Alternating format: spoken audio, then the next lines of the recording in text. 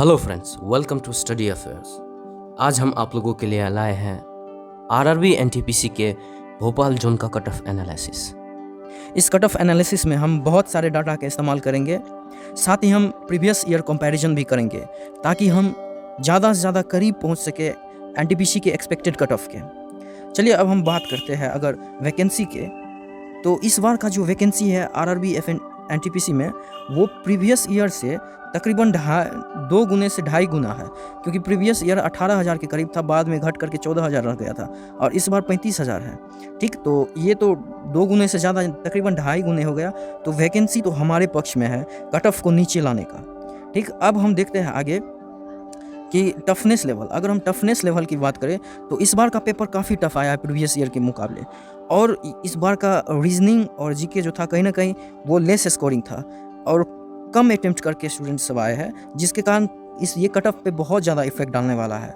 अगर हम स्टूडेंट के अपीयरेंस की बात करें तो इस बार का अपीयरेंस जो रहा स्टूडेंट का वो 50 से 55% ही रहा। कोविड और अन्य कारण से कहीं ना कहीं स्टूडेंट एग्ज़ाम में नहीं जा पाए। ठीक है, और फिर भी हम 50 से 55 कहीं 55% से ज़्यादा अटेंडेंस रहा। ठीक, तो अटेंडेंस भी इस बार का कम ही रहा। अगर हम इस बार का यहाँ ये एक बात है कि अभी जो है ना स्टूडेंट का लेवल कहीं ना कहीं इंक्रीज हुआ है इंटरनेट क्रांति की वजह से, और फिर ऑनलाइन अवेलेबिलिटी की वजह से हर कोई पढ़ता है, तो ये कट ऑफ पे असर डालने वाला है। थोड़ा सा कट ऑफ इसके कारण इंक्रीज हो सकता है। बाकी 3 फैक्टर इस फैक्टर पे कहीं ना कहीं ज़्यादा हावी होने वाला है। ठीक, चलिए अब हम एनालिसिस शुरू करते हैं। अगर हम बात करें भोपाल जोन की वैकेंसी के बारे में, तो यहाँ पे जो वैकेंसी है वो है 997, यानी कि 997 वैकेंसी, और कैंडिडेट जिन्होंने फॉर्म फिलअप किया है उनकी संख्या है 5,70,127। ठीक, अब हम देखते हैं कि टोटल कैंडिडेट यहाँ पे कितना अपीयर हुए हैं। आरटीआई के अनुसार यहाँ पे केवल और केवल 50% कैंडिडेट ही अपीयर हुए हैं एग्जाम में।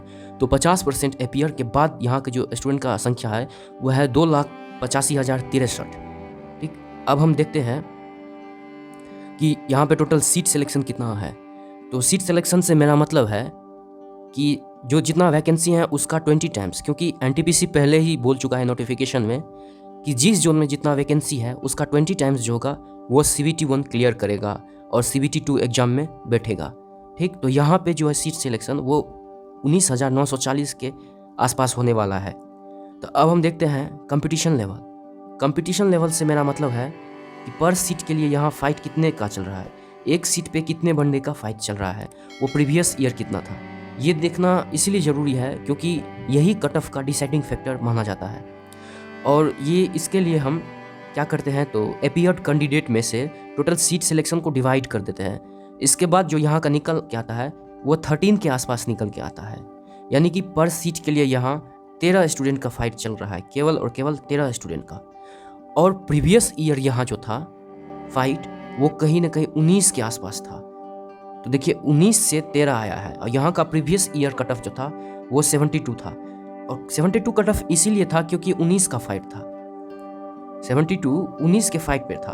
तो इस बार केवल और केवल 13 फाइट है। तो आप देख सकते हैं ये तो कंपटीशन में डिक्रीमेंट आया है, यहाँ पे सीट भी इस बार ज़्यादा है। तो ठीक है, अब हम देखते हैं एनालिसिस के बाद कट ऑफ निकल के कितना आया है। यहाँ का जो जनरल का कट ऑफ निकल के आया है वो है 63 से 64, EWS का 56 से 57, OBC का 57, SC का 50 से 51, ST का 44 से 45 और एक्स सर्विस का 37-38। ये कट ऑफ फिर भी थोड़ा सा ज़्यादा है, क्योंकि ये जो कट ऑफ मैंने निकाला है ये नॉर्मलाइजेशन के बाद का कट ऑफ मैंने निकाला है। अभी जो आप लोगों का स्कोर है, आप लोगों का रॉ स्कोर है आंसर की के बाद का, इसमें आप लोगों के पेपर के टफनेस के लेवल के अनुसार कुछ ना कुछ नॉर्मलाइजेशन में मार्क्स बढ़ेगा, और इसके बाद आप लोगों का रिजल्ट घोषित होगा। ठीक, तो नॉर्मलाइजेशन के बाद का मार्क्स के बाद रिजल्ट घोषित होता है। तो आप ये मान के चले कि ये जो स्कोर है उससे हो सकता है आप लोगों को 8 से 10 ज़्यादा नंबर आए।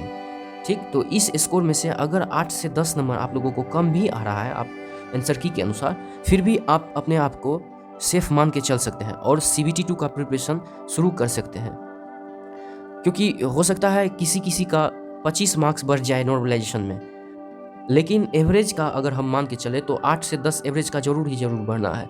तो इससे 8 से 10 नंबर कम आप लोग देख लें अपने कैटेगरी वाइज के अनुसार कम है, फिर भी आप लोग CBT 2 का प्रिपरेशन शुरू कर दें, क्योंकि ये जो CBT 1 है ये के मेरिट से इसका कोई मतलब नहीं, ये क्वालिफाइंग इन नेचर है, ये मेरिट नहीं जुड़ने वाला है। लेकिन CBT 2 जो है उसका मार्क्स आप लोगों का मेरिट डिसाइडिंग है, तो इसमें अच्छा आप लोगों को स्कोर करना होगा मेरिट बनाने के लिए। तो इसीलिए आप अपने कैटेगरी वाइज स्कोर देख ले और CBT 2 का प्रिपरेशन जल्द से शुरू कर दे।